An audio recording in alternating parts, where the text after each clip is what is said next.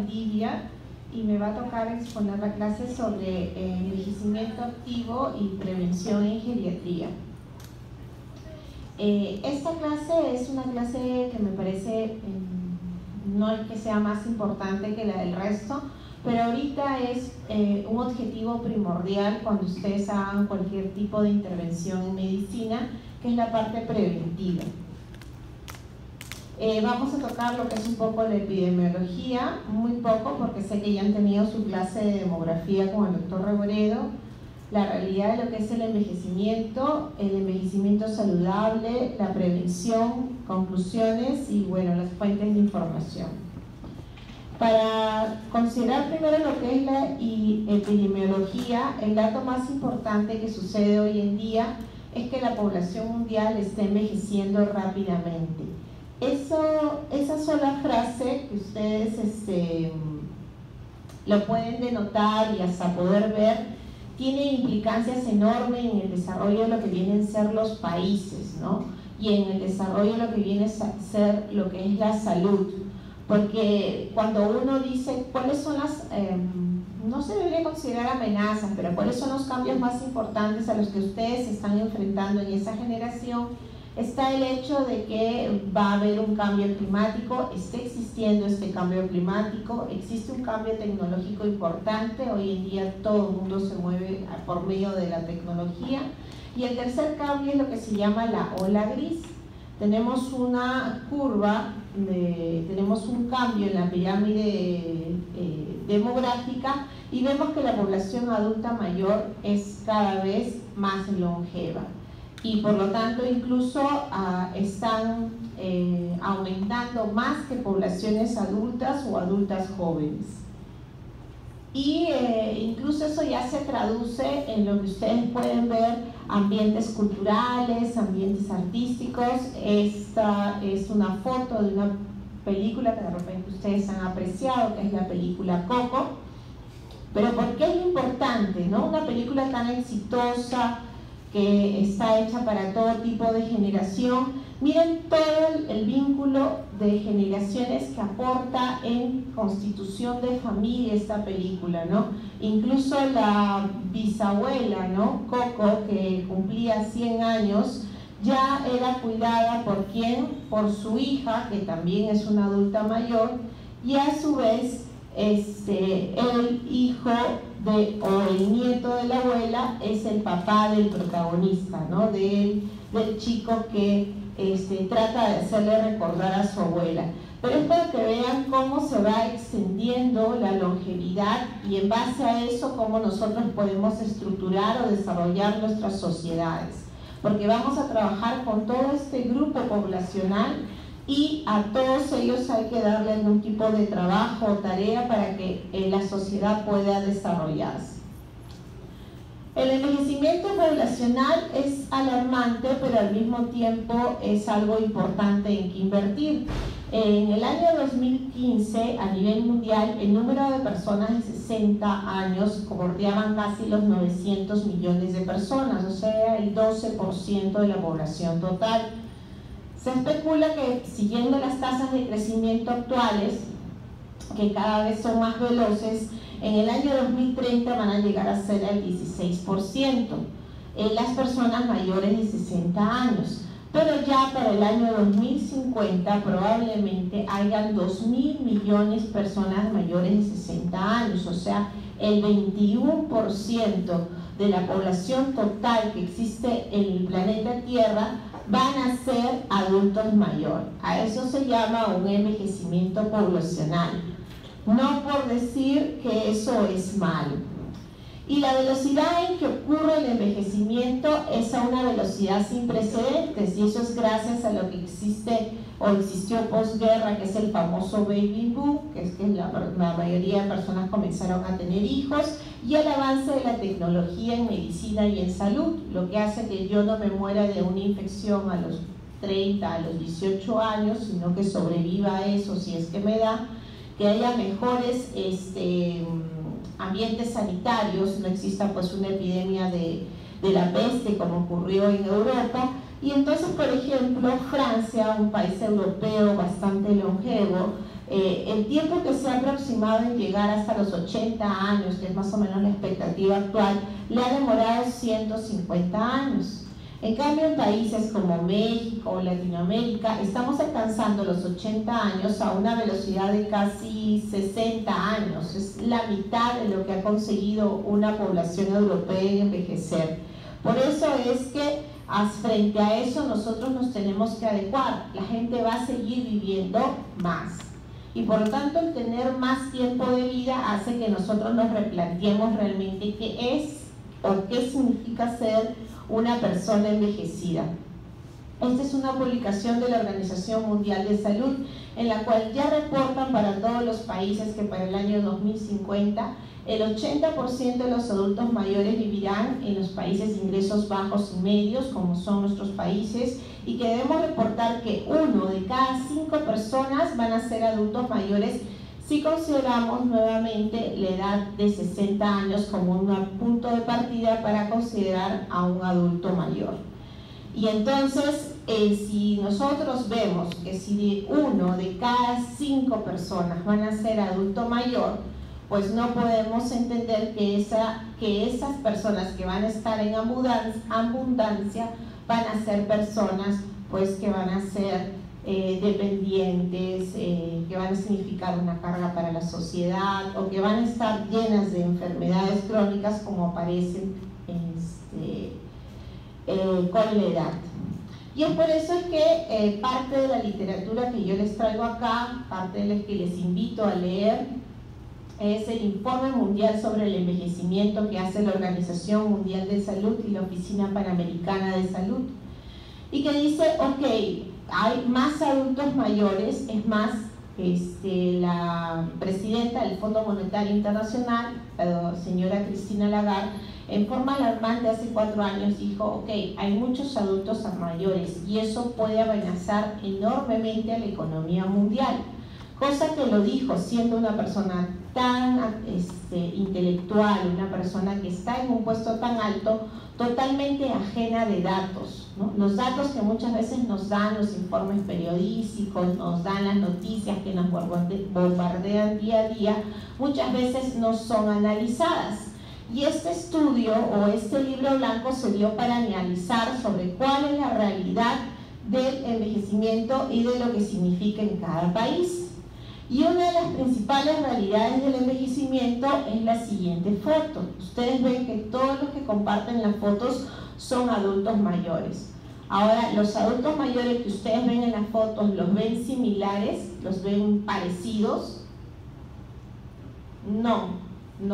Es muy bien. Ustedes pueden encontrar adultos mayores que están disfrutando de sus nietos y que obviamente no es la misma abuela que, por ejemplo, yo tuve, ¿no? Es una abuela con la cual se van de viaje, juegan deporte, juegan fútbol, actualmente siguen trabajando, están haciendo algún tipo de consultoría o trabajan aún en actividades físicas de bastante carga, como es agricultor. Algunos no, algunos ya están realmente enfermos, haciendo uso de los costos sanitarios o incluso ya viviendo en residencias o en casas de reposo. Pero lo primero que impacta en el informe del envejecimiento es que nos dicen que los adultos mayores es una población muy heterogénea, no es una población igual. No quiere decir esto ni nada que ver con el género, pero si yo reúno a 100 chicos de 20 a 30 años o de 20 a 25 años, casi todos los puedo de alguna manera homogeneizar sus características físicas, sus características funcionales, sus características cognitivas. Pero cuando yo quiero agrupar a adultos mayores y pienso que los debo agrupar por edad, entonces se ve que esa persona no sabe la realidad del envejecimiento. Al adulto mayor no se le agrupa por edad cronológica. ¿Por qué? Porque frente a la edad cronológica, las personas o adultos mayores son distintos. Y el otro mensaje importante que da el libro blanco del envejecimiento es sobre la longevidad.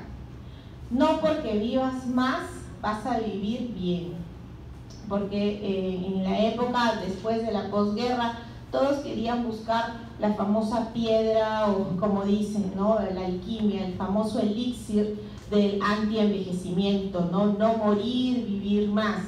Pero se ha visto que hoy en día no necesariamente el aumento de la expectativa de vida, que yo viva hasta los 90 años, va a hacer que yo tenga una buena vida, ¿no? Si ustedes le dicen, ok, usted va a vivir de todas maneras hasta los 100 años, ¿todos van a decir que sí? No, porque tienen que garantizar que esos 100 años que yo quiera vivir no sean 100 años que a los 50 me dé un stroke, o a los, no sé, a los 70 años me dé un Parkinson y que ya me discapacite a los 70 y viva desde los 70 hasta los 100 con discapacidad. El otro gran mensaje es: no estamos buscando necesariamente longevidad, lo que estamos buscando es que la persona pueda ser capaz de hacer lo que quiera hacer. Esto sí es una fuente peruana, es la fuente del Instituto Nacional de Estadística del Perú, que lo primero que saca es, ok, ustedes piensan que los viejos son las personas que están, digamos, abundando en los servicios o en los hospitales o en las consultas, que están con discapacidad. No, lo primero que les está diciendo es que de los 3 o 3,5 millones de adultos mayores que tenemos en Perú, la mayoría, más del 55 o 65%, son autovalentes. ¿Qué quiere decir esto? Que están haciendo sus cosas tal cual como lo está haciendo una persona de 20 o de 30 años. La mayoría de adultos mayores no están en una situación de dependencia, están en una situación de independencia, de autovalencia, de autonomía. Solamente el 30% ya está mostrando algún tipo de fragilidad, eso entendido como una vulnerabilidad física o emocional, y solo del 3 al 5% es que está postrada. Y ese 3 al 5% de 4 millones que más o menos podemos alcanzar ser en este año, es que ese 3-4% es el que cubre todos los costos sanitarios.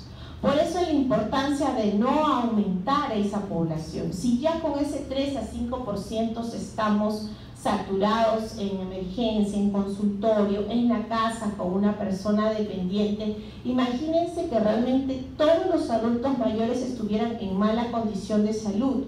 Realmente ninguna sociedad podría prosperar.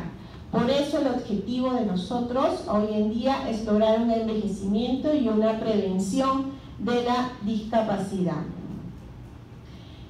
Este es el último reporte que se dio, en la cual nuevamente se da la importancia de decir, por ejemplo, un llamado a los jóvenes.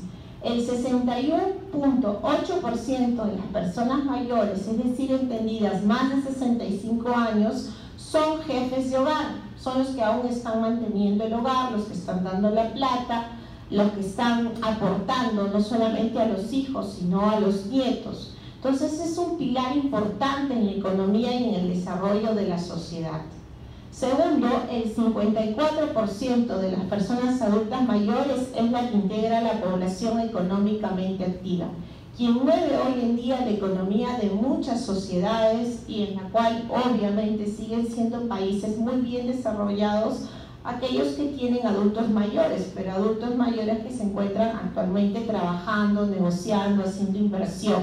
Así que el tener más adultos mayores, como ocurre debido al avance tecnológico, no necesariamente trae subdesarrollo o carga económica. Y la mayoría, el 60%, trabaja más de 35 horas a la semana. Pero sí existen problemas que está enfrentando el adulto mayor, que viene a ser la carga de enfermedad crónica. Definitivamente a partir de los 40 o 45 años nosotros nos vamos a enfrentar al hecho de que podemos tener alguna enfermedad crónica que ya se ha visto que está asociada principalmente a factores de estilo de vida. Podemos tener un síndrome, que es el síndrome de la fragilidad, asociado a que podemos tener alguna disminución de nuestra reserva física, de nuestra reserva cognitiva, de nuestra reserva social, ¿no?, de estar solos, de estar vulnerables y de sufrir una discapacidad. Y frente a todo eso, ya el trayecto del envejecimiento se vuelve un trayecto patológico.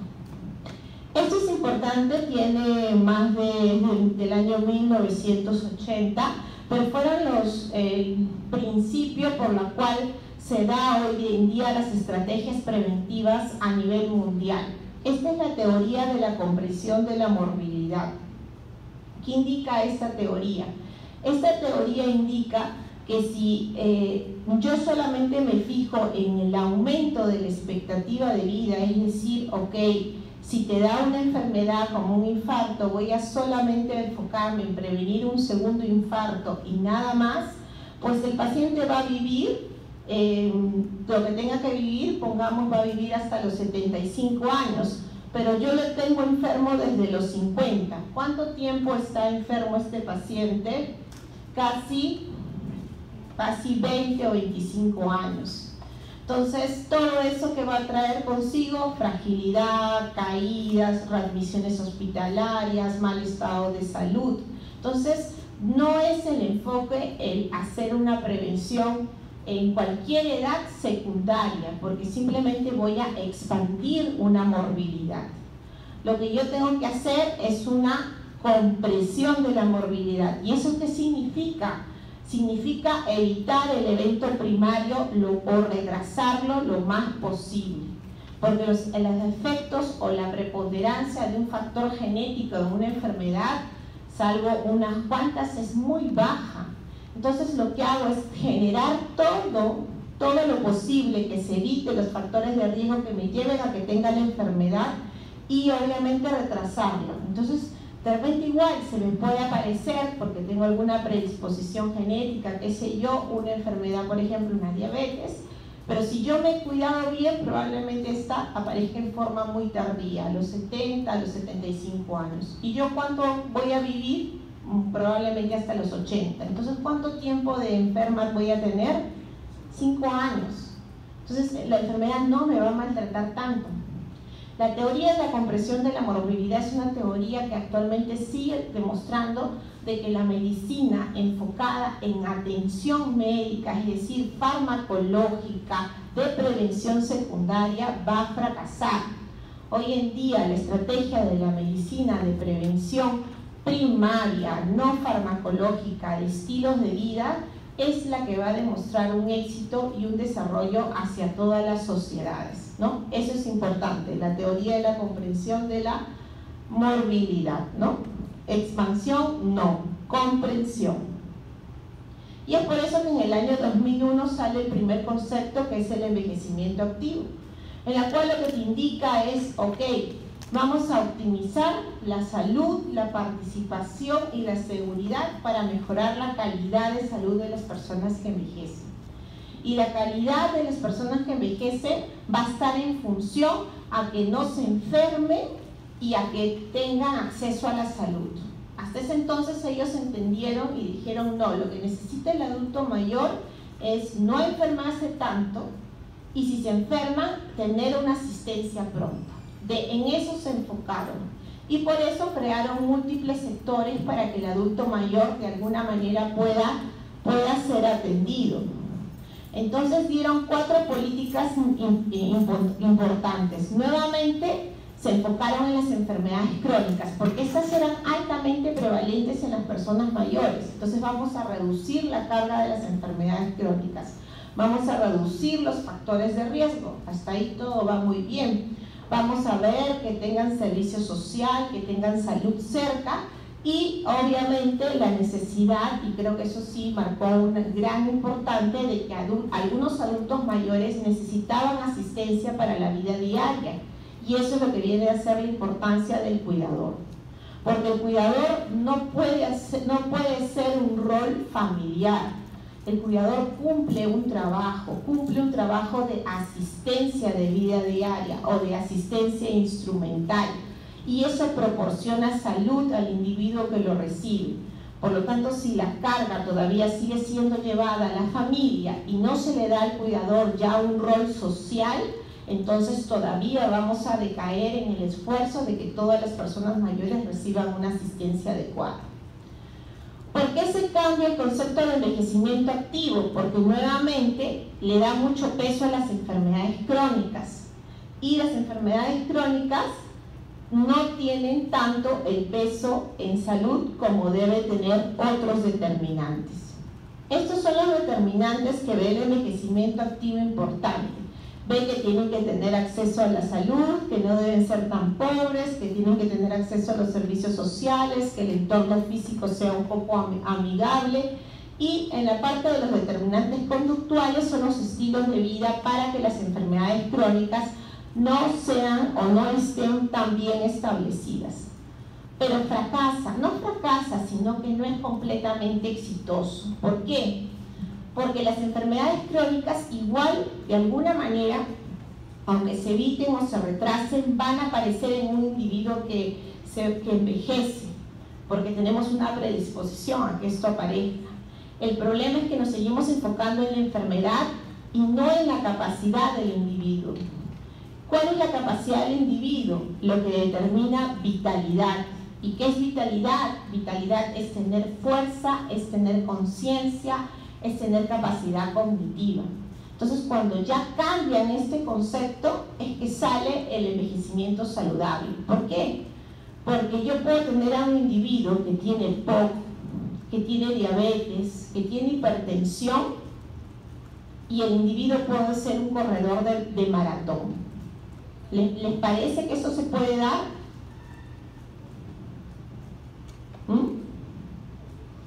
Sí, eso se da.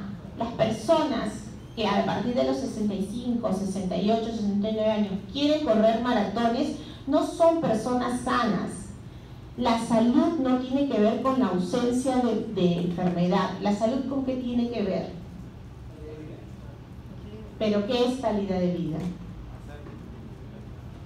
Muy bien, la salud tiene que ver como objetivo importante, porque la salud no es un fin, es una herramienta. Yo tengo salud ¿para qué? Para hacer lo que yo quiera hacer. Ese es el fin de la salud. El fin de la salud es que yo, Claudia Valdivia, quiero ir al médico y yo quiero pues escalar el Monte Everest. Obviamente el médico, si me dice que realmente tengo una enfermedad muy mal en los pulmones, no, bueno, me limitaré. Pero si no tengo algo tan grave, yo debería poder escalar. Las personas deberían hacer lo que quieren hacer. La edad cronológica no es una limitación. Ser hipertenso no es una limitación, si la hipertensión está controlada. Y si junto a que el paciente está hipertenso controlado, es un paciente que está acondicionado. Porque si un paciente no se encuentra con una condición física, no lo va a poder hacer. Pero eso no tiene que ver con la hipertensión. ¿Con qué cosa tiene que ver? Con su capacidad física.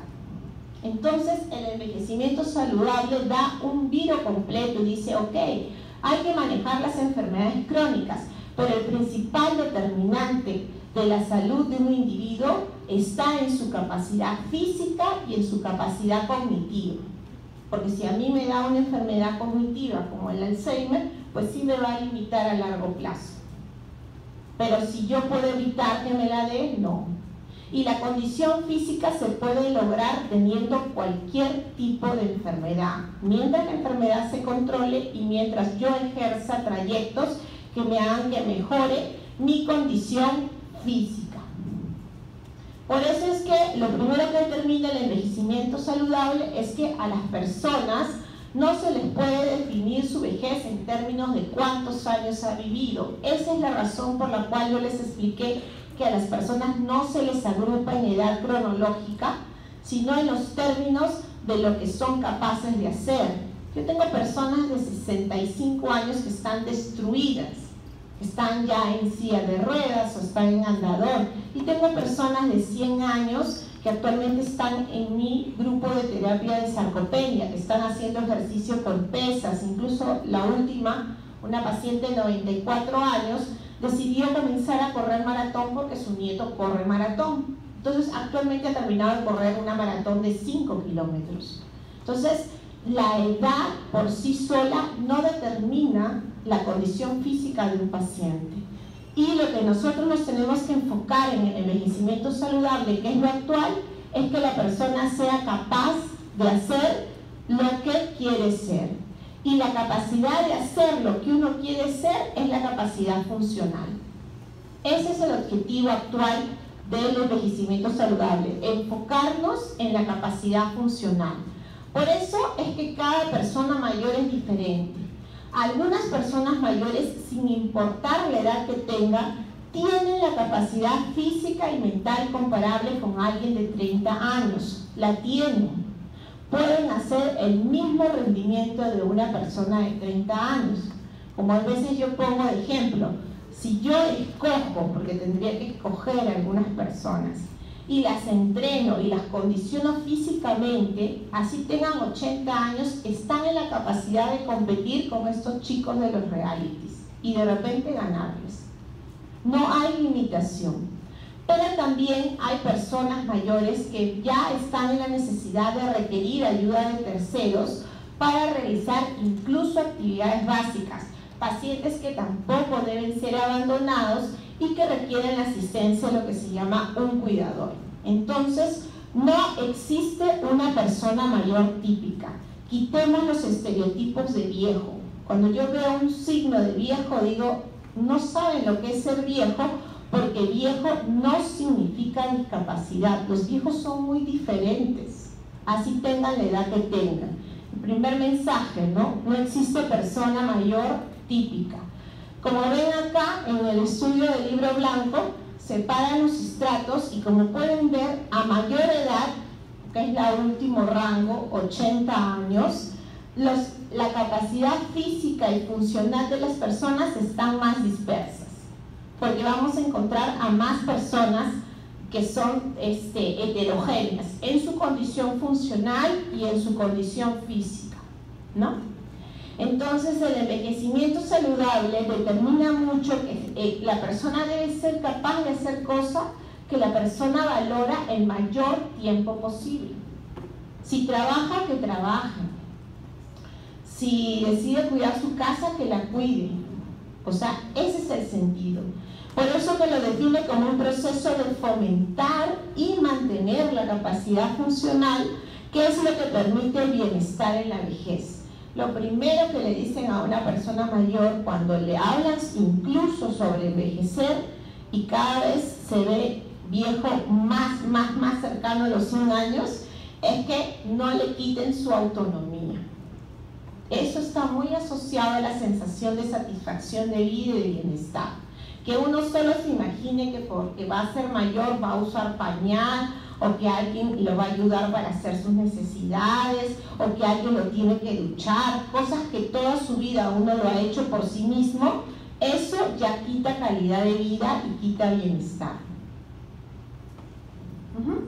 Y por eso es que la salud es crucial para determinar esa trayectoria de envejecimiento. Esa es la foto de los pacientes de sarcopenia. Como verán, hay pacientes de entre 60 años hasta pacientes que bordean los 93 o los 94 años. Todos capaces en ese momento de hacer ejercicio.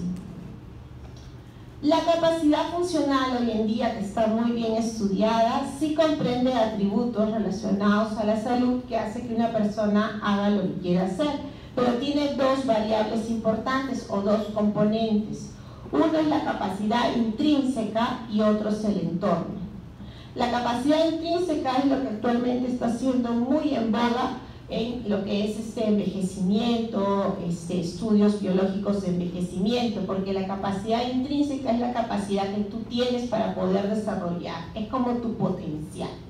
Y la capacidad intrínseca comprende una capacidad de cognición, una capacidad de locomoción, de capacidad sensorial, de vitalidad y psicológica. Y si esa se encuentra en algún punto menguada, pues va a afectar mi capacidad funcional. Esta es la que normalmente tiene que ser evaluada por el médico. Y el entorno sí muchas veces es evaluada por el resto del equipo que conforma la evaluación en un adulto mayor. Ahí está la nutricionista, la asistente social, la psicóloga que ve el entorno también del paciente emocional. Entonces, La capacidad intrínseca, bueno, sí nos corresponde a nosotros muchas veces evaluarla y es importante hacerlo para ver con cuánto de reserva se encuentra un individuo que llega a los 60 años. Y el entorno, que también es importante. ¿Por qué es importante? Porque la capacidad intrínseca, por ejemplo, tenemos acá un superhéroe que ustedes lo conocen, es Superman. Superman es capaz de hacer todo, ¿no? O sea, creo que es uno de los más fuertes, aunque pueden algunos debatirme, ¿no? Pero depende del entorno, porque ¿qué pasa si a Superman lo ponen en un cuarto con una kriptonita? Pues hasta yo lo puedo vencer. ¿O qué pasa si lo coloco en un ambiente donde hay mayor rayos solares? Que he descubierto que los rayos solares le dan más fuerza a Superman. Pues lo vuelvo más poderoso. Por eso es que la interrelación entre la capacidad de un individuo intrínseca y el entorno hace que un individuo pueda mejorar o pueda alterarse o disminuir. Por eso es que es una realidad. Los más pobres y los que están más alejados a un servicio de salud se van a enfermar más y probablemente van a tener un trayecto de vejez más inadecuado, ¿no? Eso es lo que les estoy hablando. Y sale un tercer concepto importante, que es la resiliencia. ¿Alguien sabe lo que es la resiliencia?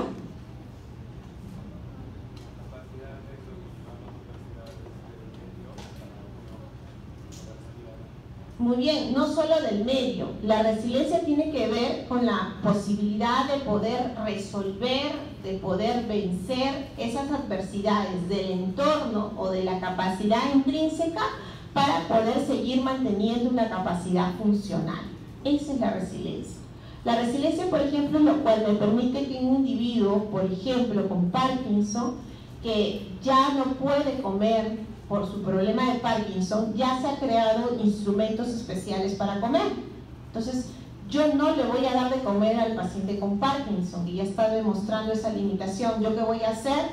Voy a tener que gastar la plata, comprar esos cubiertos especiales y pedir a la terapista ocupacional que le enseñe a comer. ¿Y el paciente va a seguir comiendo solo? Sí. ¿Logré vencer esa adversidad intrínseca y extrínseca? Sí, eso se llama resiliencia. Resiliencia es la capacidad por la cual un individuo pueda comprarse un buen andador, y el andador a veces tiene su canastita, entonces se va con su andador, se va al supermercado, llena su canastita, la paga y se va. ¿Pidió a alguien para que lo lleve a comprar? No. ¿Siguió siendo autónomo? Sí. La resiliencia tiene que ver con una mezcla tanto de mejorar la capacidad intrínseca como de mejorar el entorno en el que vive una persona para que siga siendo funcional. Y sí, porque nosotros tenemos hoy en día 2 tipos o hasta 3 tipos de trayectorias de envejecimiento. Yo puedo tener una trayectoria de envejecimiento exitoso, saludable, que comprende que mi capacidad intrínseca se mantenga bien, que mis reservas no se menoscaben. Por ejemplo, hay situaciones en pacientes que van a aparecer sí solo por la edad. Una situación que es una gran amenaza que aparece solo por la edad, ¿cuál es? Muy bien, el Alzheimer es una situación que hoy se ve que aparece por la edad, pero que sí tiene factores de riesgo. Pongamos que no hay ningún factor de riesgo más que la edad. ¿Cuál es? Y es de gran amenaza al adulto mayor. No. Muy bien, sarcopenia. La sarcopenia, por ejemplo, que no es parte de la clase, ¿dónde tiene que ver? ¿Con qué capacidad intrínseca? Con locomoción. El Alzheimer tiene que ver con la cognición, pero hay más variables. Solo por la edad yo voy a tener una pérdida de la fuerza o del rendimiento muscular. Entonces, si yo sé que solo por la edad va a aparecer, no es mi función detectarla tempranamente e intervenirla. Sí, porque tengo que mejorar, porque va a haber una amenaza a esa capacidad intrínseca. Y eso es lo que yo tengo que abordar. porque si no, no voy a tener un envejecimiento exitoso, puedo tener un envejecimiento acelerado. Obviamente, si me aparecen 2, 3, 4 enfermedades crónicas, también voy a tener un envejecimiento acelerado porque va a afectar mi capacidad intrínseca. Si esta persona se queda viuda, nadie tiene para cuidarla, y encima vive en un cuarto piso, que eso es afectación del entorno, un entorno agreste para el desarrollo de una persona adulta mayor. ¿Voy a tener un envejecimiento acelerado? Sí. Y los envejecimientos acelerados y patológicos conducen a que tempranamente el paciente entre a una fragilidad física, que es un estado de vulnerabilidad, y entre a ¿qué? A discapacidad. Y eso es lo que yo tengo que evitar ese trayecto y evitarlo desde formas tempranas. Por eso es que acá les traigo las principales diferencias entre lo que es la capacidad intrínseca, la resiliencia y la fragilidad. Porque hoy en día la resiliencia todavía no se está midiendo, no se mide todavía, no hay escalas ni medición de resiliencia, va a ser importante hacerlo, pero sí hay escalas para medir la fragilidad y sí hay formas de medir la capacidad intrínseca. Pero la fragilidad, acuérdense, ya cuando aparece, está siendo manejado o llevado por déficits. Ya el paciente tiene un déficit cognitivo, tiene un déficit locomotor, tiene una predisposición a caídas. Entonces, ya la fragilidad es de un valor negativo. Es detectar la enfermedad cuando ya hizo algún tipo de síntoma. Y eso ya es tardío. En cambio, si yo estoy midiendo la capacidad intrínseca que está manejada por las reservas de un individuo, a esto yo le doy un valor positivo, porque probablemente en forma temprana pueda detectar alguna predisposición a hacer un déficit. Es decir, medir su capacidad aeróbica, su capacidad pulmonar, su capacidad muscular, su rendimiento cognitivo. Eso en función de prevenir. Y la salud en la vejez no es una cuestión al azar. No es que, oh, sí, yo voy a llegar al viejo porque creo que me va a ir bien en la vida porque no tengo una enfermedad. Vuelvan a sacar ese concepto. La ausencia de enfermedad no es estar sano, ni estar saludable. ¿Qué es lo importante? Lo importante es que aunque hay algunas variaciones genéticas, es decir, todos tenemos una vulnerabilidad genética a algunas enfermedades, estas no son las que predominan para la aparición de la mayoría de enfermedades crónicas. Las enfermedades crónicas que afectan a las personas mayores se deben principalmente a que no tienen estilos de vida saludable. Los hábitos de salud influyen en el envejecimiento desde la infancia. Tener hábitos de salud a lo largo de todo el curso de la vida es lo que va a generar trayectorias de envejecimiento saludable.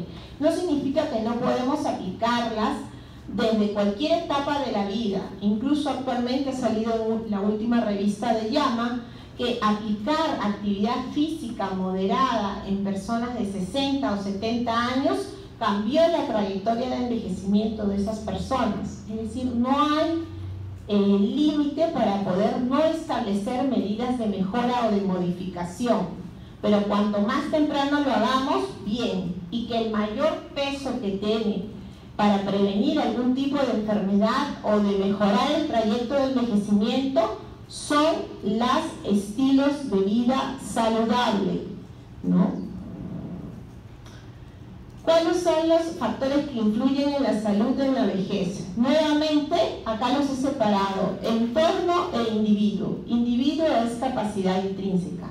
Conductas, las conductas que tenga el individuo propias que tengan que ver con estilos de vida saludables. Por ejemplo, díganme 3 conductas que deban tener ustedes o cualquier individuo que sea saludable. Muy bien, dormir más o menos una cantidad de 6 a 8 horas. Hoy en día está dentro de los tips de envejecimiento saludable. ¿Qué más? Muy bien, eso tiene que ver con estilos alimentarios. Muy bien, por lo menos evitar las bebidas azucaradas, y hoy en día las bebidas edulcorantes, ¿no? El último reporte salió bebidas edulcorantes asociados a infartos, a accidentes cerebrovasculares. ¿Qué otra conducta importante? Muy bien, hacer ejercicio, actividad física, que lo vamos a ver después. Dejar de fumar, ¿no? Otras características importantes son tener que va a existir cambios con la edad, como es la sarcopenia, como es la predisposición para la artrosis o osteoartritis, y que debemos estar atentas a prevenir eso. Va a haber cambios genéticos y va a haber la aparición de enfermedades, algunas crónicas, que de todas maneras van a aparecer. Y en el ambiente, que el paciente tenga su casa o que vive en una casa, que tenga transporte que sea accesible para la persona, que tenga, digamos, actividades sociales que no las deben perder ni tampoco segregar, y que a veces necesita el uso de dispositivos para que aún se mantenga autónomo. Nuevamente, la principal carga que tienen de problemas de salud los adultos mayores son las enfermedades no transmisibles o las enfermedades crónicas. La salud no debe definirse, y se los he venido diciendo casi toda la clase, como la ausencia de enfermedad. Esta foto a propósito la he sacado porque es de una película que ha salido este año. La actriz, no sé si la conocen, es Jane Fonda. La actriz Jane Fonda acaba de cumplir 83 o 84 años. Y esta es su foto de 83, 84. ¿Y qué está haciendo esta actriz? Acaba de filmar una película a los 84 años, haciendo todavía de una mujer atractiva, en este caso, que incluso tenía citas por Tinder, creo que es el sistema de citas por Tinder, porque obviamente también hay cada vez más adultos mayores, en este caso varones disponibles. ¿Y quién la acompaña en la película? Otra adulta mayor, Diane Keaton. Lo que quiero indicar con esto es que a Jane Fonda, por su vejez, ¿ha dejado de hacer lo que quiere hacer? No. Ella es una de las principales símbolos de que no hay estereotipos en la vejez. Y ella todo el tiempo ha manifestado que cuál ha sido su rutina para vencer un envejecimiento con discapacidad ha sido ir al cirujano plástico. Si quiere se ha hecho un retoque, pero eso no es lo que ha determinado. ¿Qué ha determinado? ¿A qué se ha dedicado Jane Fonda toda su vida? Estilo hacer ejercicios. Ella ha sido impulsadora en los años 80 o 70, incluso sacaba en de estos de Betamax o VHS sus primeros canales de ejercicio físico, que actualmente sigue haciendo, ¿no? Y obviamente debe haber hecho sus controles bien para prevenir una comida saludable, estilos de vida saludable. Entonces, el objetivo es que las personas gocen de las actividades que quieren hacer sin importar la edad que tengan. Por eso es que los sistemas de salud se han adaptado. Esta es la nueva normativa que dice la Organización Panamericana de Salud sobre cómo los sistemas de salud deben adaptarse a las personas. ¿Ven en algún momento edad? Dice, persona de 80 años debe atenderse acá, persona de 70 acá. ¿Ven? Nuevamente, la edad cronológica ha sido sacada. ¿Qué dice acá? Las personas que tienen capacidad alta estable. No importa la edad que tengas. Si tú tienes una capacidad funcional alta y estable, debes que hacer prevenir enfermedades. Entonces, a las personas que están con capacidad alta y estable van a acudir a un consultorio y el médico debe hacer prevención, así tenga 90 años, de que a los 90 años no le venga una enfermedad que puede ser prevenible. Y asegurar la detección temprana y control. ¿Qué pasa con los que ya han presentado algún deterioro de la capacidad? ¿Qué debe hacer? Invertir o moderar la disminución de la capacidad. ¿Y eso cómo se puede hacer? Con rehabilitación.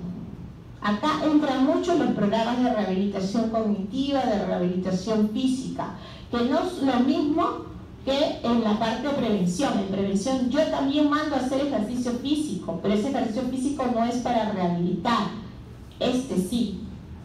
Y en la capacidad muy disminuida, muy disminuida, ¿qué hago? Trato enfermedades crónicas y que busco asegurar la dignidad. Acá mucho entra lo que deben hacer hoy en día los cuidados paliativos. Entonces hoy en día el sistema de salud tiene que estar atento a lo que necesita el individuo y en función a eso poder proporcionar un sistema de salud integral. No tiene que ver la edad, sino la integralidad. Todos los países deben disponer de sistemas integrales de atención crónica, en la cual el objetivo, ¿cuál va a ser? La capacidad funcional. Que eso es lo que al menos los que están haciendo práctica conmigo ven. ¿Qué pregunto yo? ¿Cuánto hace la persona por sí solo? ¿Cuánto se desempeña en la sociedad por sí solo? Porque si necesito una asistencia en las actividades diarias, pues se las tengo que proporcionar. Si esta no es modificable, y si es modificable, tiene que entrar a una terapia integral. ¿Y por qué digo integral? Porque yo voy a ejercer la terapia, no. ¿Qué necesito? Un terapista físico y un terapista ocupacional. ¿Saben lo que hace el terapista ocupacional? Muy bien, el terapista ocupacional es importante porque el terapista ocupacional es el que se dedica a la funcionalidad. El físico me da equilibrio, me da fuerza, pero no le enseña a vencer sus limitaciones por alguna enfermedad y que él vuelva a ser autónomo. Eso lo hace el terapista ocupacional. ¿Necesito una psicóloga? Sí. ¿Necesito una nutricionista? Sí. ¿A veces necesito un odontólogo? También. Los sistemas de salud tienen que ser integrales, porque ¿qué pasa si yo, digo, ok, esta persona necesita un nutricionista, algún terapista y qué sé yo, y lo mando con interconsultas? ¿Cuánto tiempo va a demorar ese adulto mayor en rehabilitarse? Meses. Es una pérdida de oportunidad. Los sistemas de atención que deben ser centrados en personas deben dejar de pensar que el médico en el consultorio va a hacer todo. Se debe trabajar en equipo, porque una persona cuando tiene una disminución de una capacidad funcional, el daño es múltiple. No es daño en un solo órgano, es múltiple. Muchas veces incluso necesitamos una reorganización familiar y ahí entra el servicio social. Y si no se actúa en forma simultánea, es tiempo perdido y mayor disfuncionalidad en el paciente. Por eso es que hoy en día deben ser sistemas integrales y que la función del objetivo primordial es de la capacidad funcional. Lo segundo es que proponen que sean entornos o ciudades amigables para el adulto mayor. ¿Qué significa eso? Que los entornos, bueno, eso sería formidable, ¿no? Que sean siempre limpios y adecuados. Que los espacios sean compartidos, porque en Europa, que bueno, es nuestro conejillo de indias, al ser una sociedad más desarrollada, también nos sirve a nosotros porque ellos experimentan y nosotros vemos los resultados. Comenzaron a decir, hay que crear residencias para los viejitos, hay que crear parques para los viejitos, hay que crear todo para los viejitos, y quisieran empeorar a los viejitos. Los viejitos, las personas necesitan interrelacionarse. Yo no puedo crear un parque para los viejitos, tengo que crear un parque seguro, sí, donde hay una señalización para que pasen los chicos que quieren estar con bicicleta y no se pasen por todos los lados, porque si viene un viejito con esto y se me lo vuelan, me lo fractura la cadera. Pero yo no los debo segregar, yo los debo hacer que como sociedad compartan, como sociedad se integren, pero sí creando situaciones de seguridad. Debe existir un lugar para descansar. Muchas personas mayores no salen a caminar porque hasta que no encuentren una banca ya no llegan, ya se cansaron. Y me lo dicen, doctora, no puedo salir a caminar porque tengo que caminar 4 cuadras para que llegue al parque y hasta que llegue a las 4 cuadras no tengo dónde descansar. Y miren cómo se limitan y se quedan en su casa, porque esa ciudad o ese distrito no es amigable para el adulto mayor. O el bus, ¿no? Los buses que, Dios mío, tienes que saltar porque ya él va a picar imagínense, no, ya no puedo, y tomar un taxi cuesta más. Entonces ya los estoy limitando. Entonces incluso la Organización Mundial de la Salud ya indica baños públicos. Hay una paciente que la he querido meter al taller de sarcopenia y me dice, doctora, yo vivo cerca, yo puedo venir caminando, o no quiero estar gastando en taxi porque es un gasto innecesario, pero hasta que llego a mi casa acá, yo necesito un baño antes, porque la señora tiene un poquito de incontinencia, un baño antes, y no existe ningún baño público. Y eso le pasa incluso a los jóvenes, ¿no? O sea, que Dios mío, estamos desesperados por encontrar un baño.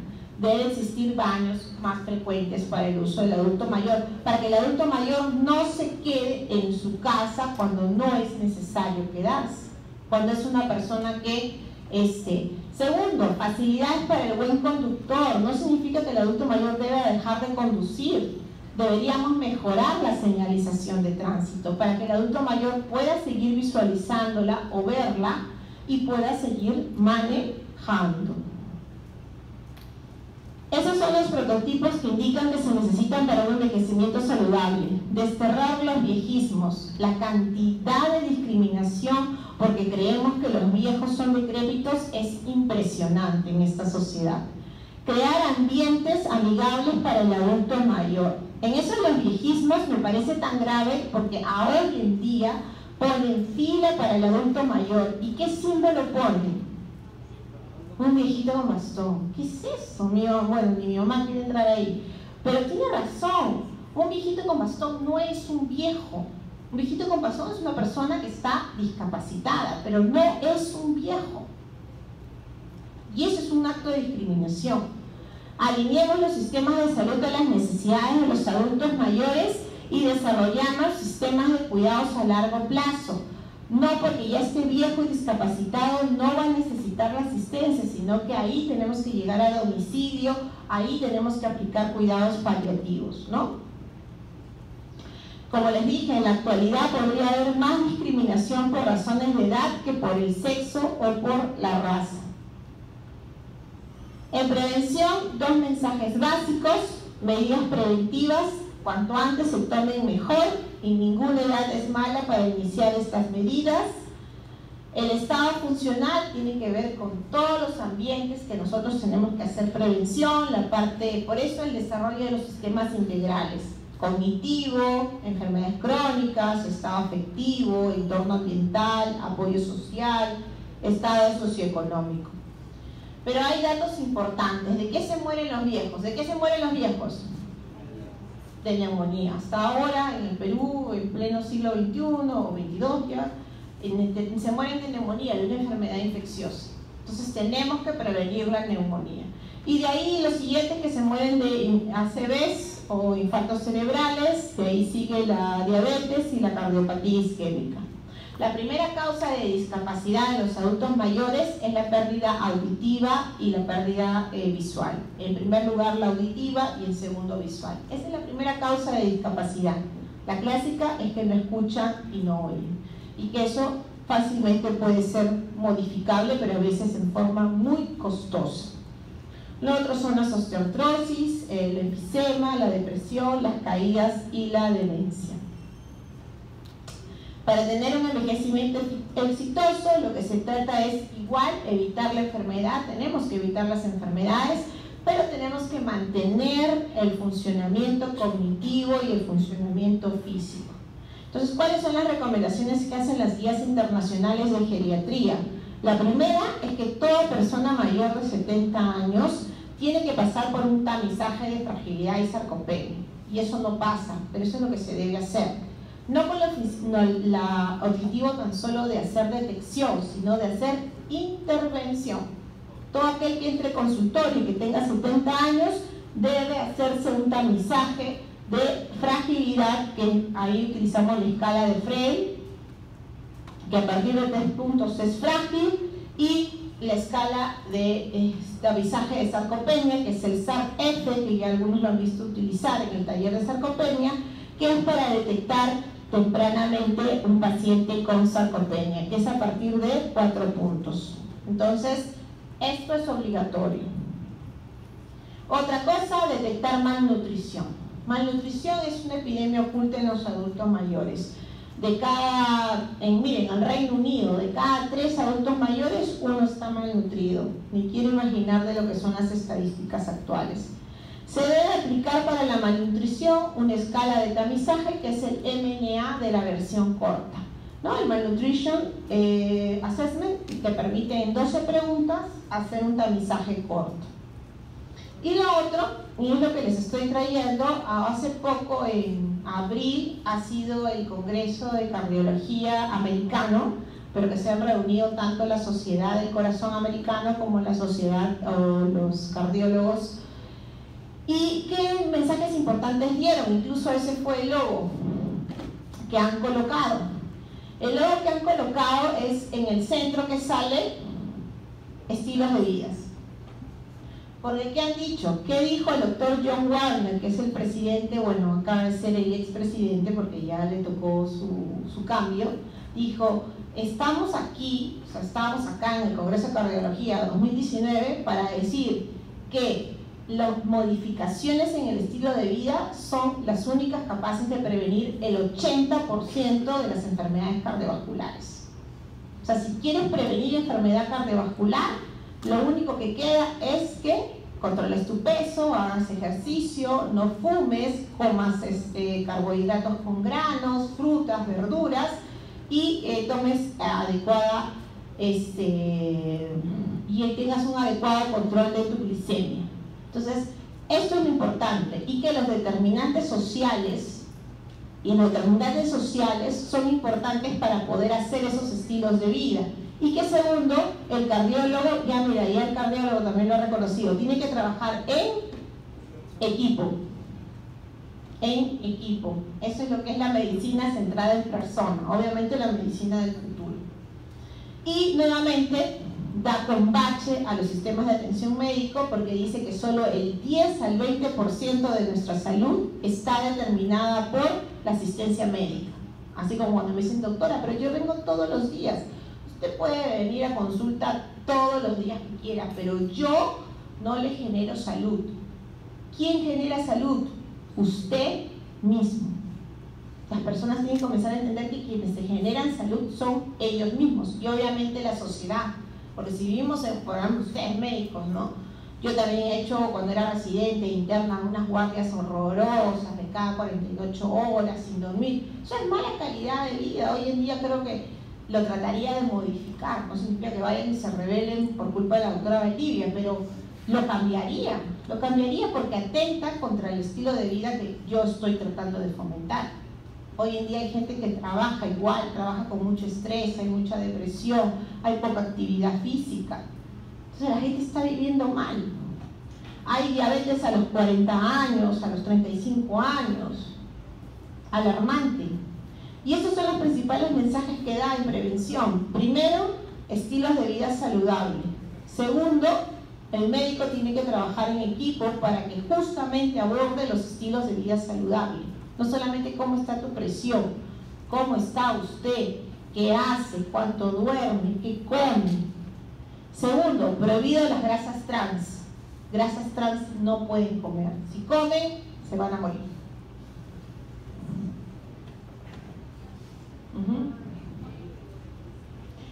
Lo tercero, actividad física. El estudio de las enfermeras es un estudio importante y dijo una cosa muy buena, o sea, como yo siempre he dicho, ¿no? Está mal ser obesa, eso no lo voy a negar, está mal ser obesa.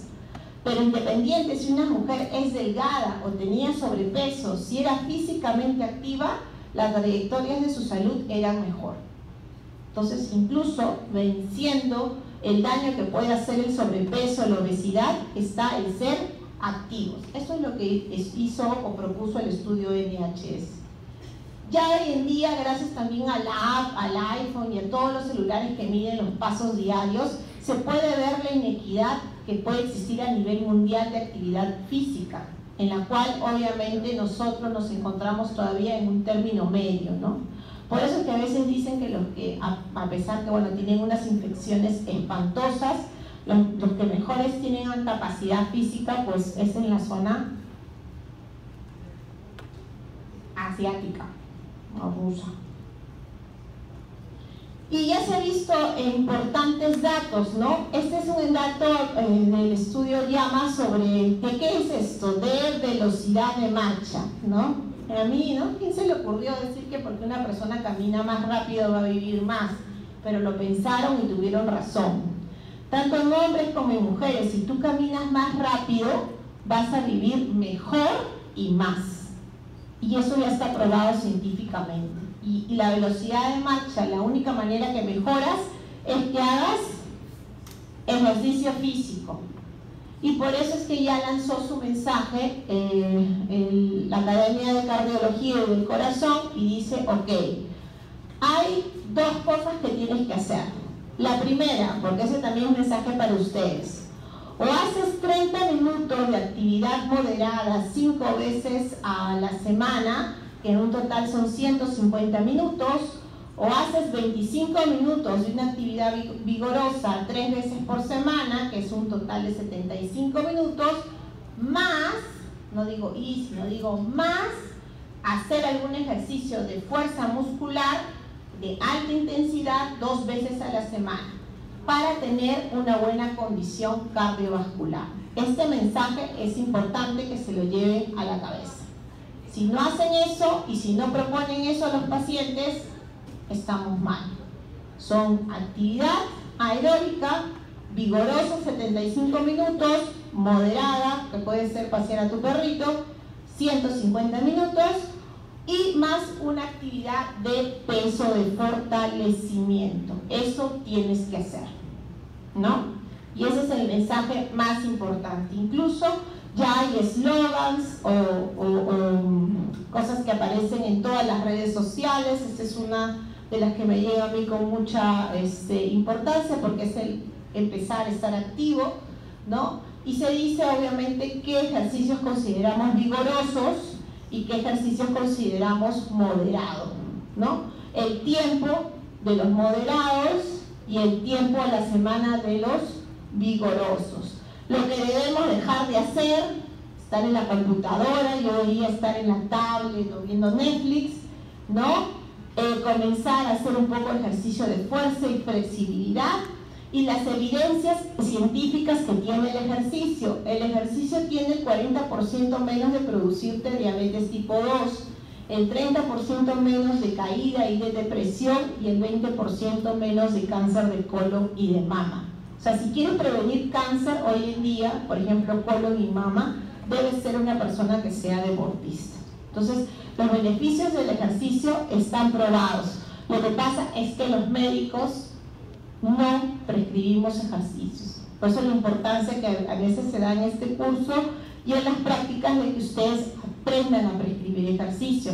Incluso ya con las tecnologías existe lo que se llama el BB-Frame, que son ejercicios que se les hace instaurar en el app del paciente. Le digo, ok, tú no te vas a acordar, tú no vas a querer hacer ejercicio, entonces ¿sabes qué? Vamos a activar en tu celular, porque sí, muchos pacientes tienen su celular y tienen apps, los BB-Frame, entonces les avisa, les dice, hoy vas a comenzar a hacer ejercicio, y dice qué ejercicios tienen que hacer día por día. La idea es que estén activos. Los otros mensajes son: cuida tu peso, obeso, tienes mala trayectoria de vida. Diabético es comida y ejercicios. En primer lugar, si no le cambias el estilo de vida a un diabético, así le pongas el mejor medicamento, no va a ser. Diabético tipo 2. Y ahí para decirles que sí, actualmente hay 2 medicinas que ha probado mejorar junto con el estilo de vida la trayectoria del envejecimiento del diabético, que es la metformina y los inhibidores de los canales de sodio y de glucosa. Uno de ellos es la epagliflozina, que es la única que hay en Perú, ¿no? El Jardiance. Y el séptimo, que es más importante, que es dejar de fumar. Dejar de fumar. A mí me parece muy irónico, ¿no? Yo no estoy ni en contra ni a favor, utilizo en cuidados paliativos el cannabis, pero hay una discusión enorme sobre la legalización de que el cannabis, pero está legalizado el tabaco, que hace daño, y eso es altamente dañino. No sé por qué la gente fuma, la verdad no lo entiendo. Y lo último es la aspirina, que ustedes al menos se lleven este concepto como médicos de atención primaria.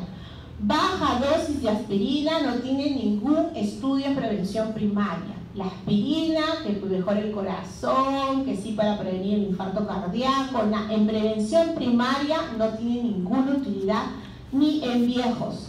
Hay 3 estudios, 2 en el New England del año pasado y el tercero en el Lancet, la Spread, el Lancet y el Arrive, que indican que aspirina para prevención primaria, no secundaria, no previene ni infartos cerebrales ni infartos cardíacos. Más bien tiene un aumento a provocar hemorragia y posiblemente un aumento de mortalidad. En capacidad física no tiene ningún efecto la aspirina y en disminución o prevención de demencia tampoco. Así que no sean médicos que receten aspirina para prevenir nada, porque les va a llegar un montón de adultos mayores que es, ay doctor, yo comencé a tomarme aspirina. No se debe utilizar en forma sistemática el ácido acetilsalicílico porque más bien puede provocar un daño en el paciente. Para eso existe una estratificación de riesgo e incluso para la prevención secundaria. Lo otro es la jubilación, que no les voy a adelantar mucho porque ustedes van a tener el taller de la jubilación, o ya lo han tenido, pero es algo que hay que individualizar. Acá les traigo un prototipo de lo que es hoy en día la jubilación, una película que indica que cómo uno puede reinsertarse post jubilación al trabajo. Y en cuanto a lo que es vacunas, pues había hablado que la primera causa de muerte en adultos mayores, ¿cuál era? La neumonía, ¿no? Y la neumonía puede ser producida por el neumococo o por la influenza. Produce lo que se llama la discapacidad catastrófica, es decir, pierde funcionalidad abrupta y groseramente. Y en Estados Unidos fallecen muchas personas por enfermedades inmunoprevenibles. Espero que ninguno de ustedes sea antivacunas, porque ahí sí vamos a tener un conflicto muy grande. La campaña de vacunación tiene que cambiar, también se tiene que mostrar a adultos mayores vacunándose porque es importante, y estas son las únicas indicaciones de vacunación a la población adulta mayor. El difteria y el tétanos y tosferina, dado para adultos, actualmente solo algunos laboratorios lo tienen, se le da una dosis de recuerdo a los 60 años porque existe la tosferina en adultos mayores. La influenza, mal llamada gripe, pero la influenza es todos los años, anualmente, y obviamente se prepara la vacuna para este tipo de hemisferio. La neumocócica o para el neumococo es, acá actualmente todavía indican que sea 2 dosis, pero va a cambiar, va a ser una sola dosis, porque actualmente ya entró la vacuna conjugada, que es la 13 valente, y esa solamente se necesita una dosis. Y la del herpes zóster, que la única importancia que hay que tener en cuenta es que es una vacuna viva atenuada. De virus vivo atenuado todavía no tenemos la vacuna conjugada, y por lo tanto hay que tener ciertos reparos al hacer, mejor dicho, al indicar la vacunación. Que es importante, sí, porque el herpes zóster puede producir la neuropatía posherpética y esa no se va, a veces hasta ni en 5 años se va la neuropatía posherpética. Segundo, para indicar que un paciente que tiene neumonía tiene un riesgo de tener un problema cardíaco post-neumonía, que se va hasta los 30 días de tener neumonía. Así que cuando yo doy de alta a un paciente con neumonía, estoy con mi corazoncito para que no tenga ningún evento cardíaco, ya sea una insuficiencia cardíaca, un infarto del miocardio o la aparición de una nueva arritmia. Por eso es importante prevenir la neumonía, ¿no? Y este es el herpes zóster, que aparece en forma muy frecuente. 1 de cada 4 personas en la vida van a tener un herpes zóster. No se ha modificado la prevalencia, este es del año 2017. La edad, a partir de los 50 años, todos tienen riesgo de tener herpes zóster. Y el problema no solamente es cuando aparece, que produce un dolor agudo, sino que puede producir un dolor crónico, que es la neuropatía posherpética, que obviamente deja una mala calidad de vida. y obviamente un incremento en la polifarmacia del paciente adulto mayores con medicamentos que incluso afectan la capacidad cognitiva, como vienen a ser la pregabalina, la gabapentina, ¿no? La vacuna para la influenza es importante porque previene, ya hemos dicho, complicaciones respiratorias y cardiovasculares. En el grupo de mayores de 65 años puede prevenir incluso la forma más grave, así que todo paciente adulto mayor debe vacunarse.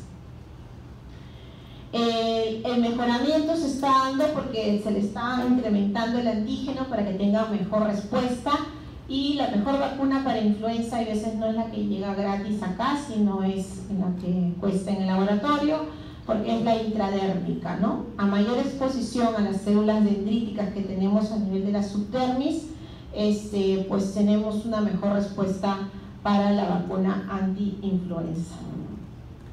¿A quiénes debemos vacunar? A todas las personas mayores a partir de los 60 años, y en este caso la influenza sí debemos vacunar a los cuidadores, porque si no, no hacemos una buena cobertura para la vacuna, ¿no? En la vacuna para el neumococo son esas dos que existen, la Neumo 23 serotipos y la Prevenar 13 serotipos. La situación de la Neumo 23 con la Prevenar 13, sí debo decir hoy en día como pediatra que me inclino para la de 13 serotipos. Usted dirá, pero bueno, pero es menos serotipos, pero incluye los más agresivos. Pero lo importante es que es una vacuna conjugada. Conjugada significa que va a producir la inducción de los linfocitos T, y ellos son los únicos que nos dan la inmunoglobulina de memoria, ¿no? Las células B plasmáticas de memoria. Entonces yo necesito crear memoria incluso en el adulto mayor, cosa que no me da la Neumo 23. La vacuna para neumococo, solo para recordar, es importante porque el neumococo es la principal causa para neumonía, y la neumonía no afecta solamente a las personas mayores de 65 años. Acá les traigo algo que da la CDC, pero que me parece importante porque para que sepan que hay enfermedades crónicas que hacen que las personas tengan mayor prevalencia de neumococo. Si tengo 65 como Lili, ya me debo vacunar, pero si tengo cualquier edad y tengo una enfermedad hematológica, sea oncológica o no, en este caso por ejemplo el linfoma, debo vacunarme contra el neumococo porque voy a tener mayor riesgo de tener neumonía. Si tengo diabetes o tengo alguna enfermedad cardíaca como insuficiencia cardíaca, así tenga 50 o sea más joven, tengo que vacunarme contra la neumonía, porque la neumonía nuevamente es catastrófica. Y obviamente si tengo asma, hoy en día sí se ha visto que previene las neumonías en pacientes asmáticos y también en pacientes que sufren de HIV. Entonces, a vacunar a los pacientes. También hoy en día, con el alto factor de riesgo que tienen los pacientes de tener EPOC y por el gravísimo cambio inflamatorio que produce, nuevamente todo paciente, así tenga 28 años como Bill, que es tabaquista, o sea que fuma mucho, debería vacunarse contra el neumococo. Esto es para decir que la vacuna para herpes zóster disminuye hasta un 50%, ninguna vacuna es totalmente efectiva, pero ya disminuir la incidencia de herpes zóster es bastante, y sobre todo de neuropatía posherpética, ¿no? Esto es para decir que las personas mayores están contribuyendo en la sociedad. Y lo último que les quería dejar es, hace poco salió un video en redes sociales que a mí me pareció muy importante. No sé si se verá, ojalá se vea. No sé si tiene audio.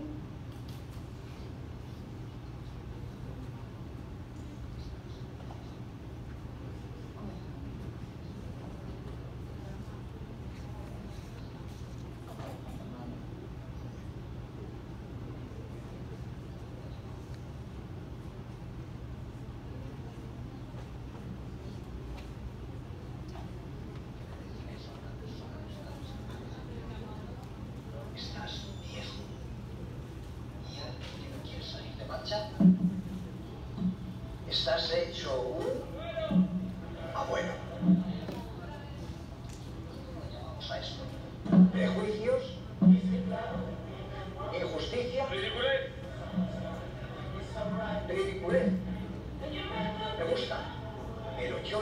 a llamar microviejismo. ¿Acaso nos veis incapaces? ¿Sin ganas? ¿Sin ilusión? ¿No creéis que deberíamos dejar de decir pareces una abuela usando el móvil? ¿O estás gaga cuando alguien se olvida de algo? Tienes pulso de abuelo. Corres como un viejo. A él le gustaría mucho correr así. Viejos con unos zapatos y suenan. Vieja es una noticia de ayer y viejo es un teléfono con cables. Así que estaría bien que nos diéramos cuenta de que las ganas no son una cuestión de edad.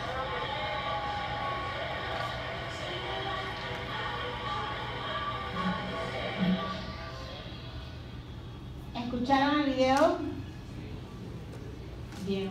Les quedó un poco el concepto de lo que quiero inculcar cuando yo les hablo acerca de que quitemos estos viejismos, quitémoslos, dejemos de enfocarnos que los viejos son personas o asimilar que los viejos significa decrepitud, significa achaques, significa pérdida de vida o pérdida de alguna capacidad de hacer algo que la persona quiere hacer.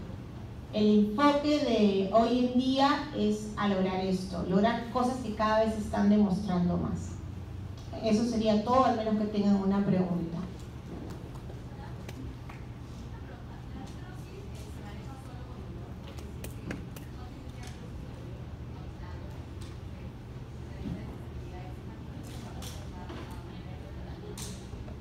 Muy bien, en el caso de la artrosis es una patología que nuevamente en personas mayores debe ser manejada en forma integral, porque muchas veces hay dolor que hay que, obviamente el manejo del dolor lo hacemos a veces con un algólogo, ¿no? Hay intervenciones farmacológicas y hay intervenciones no farmacológicas.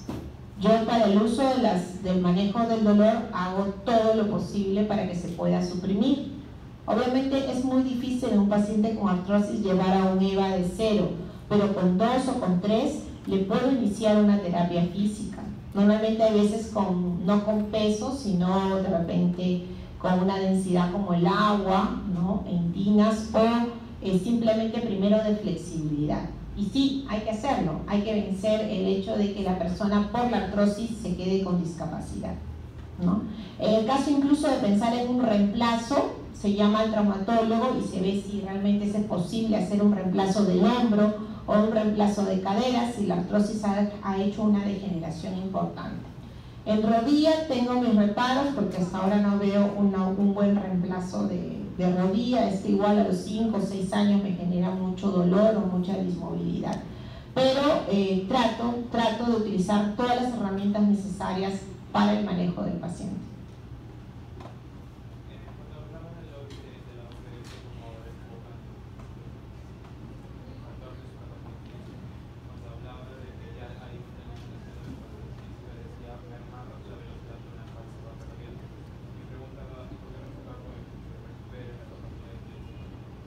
Claro, la recuperación de la capacidad intrínseca tiene que ver la causa por la cual la perdió. Si la causa que la perdió es una causa modificable, por supuesto se modifica. Ahora, si la causa es una enfermedad degenerativa que no se puede revertir completamente, no. Siempre tratamos de modificar o revertir todo aquello que podamos hacer, ¿no? Siempre en función que el paciente genere autonomía y genere capacidad física y mejora cognitiva. Esos son más o menos nuestros enfoques, ¿no? Eso siempre, siempre.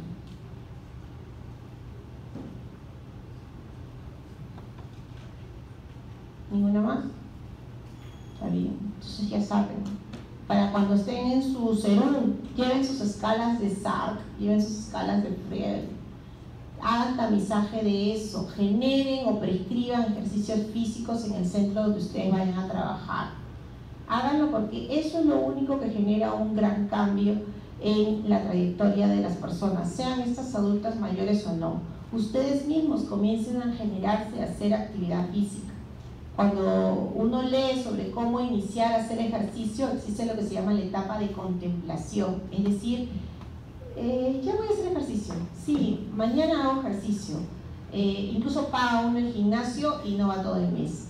Ese estado de contemplación, una vez uno lo vence, o sea, una vez uno entra, comienza a hacer el ejercicio físico, lo más probable es que uno después lo continúe, ¿no?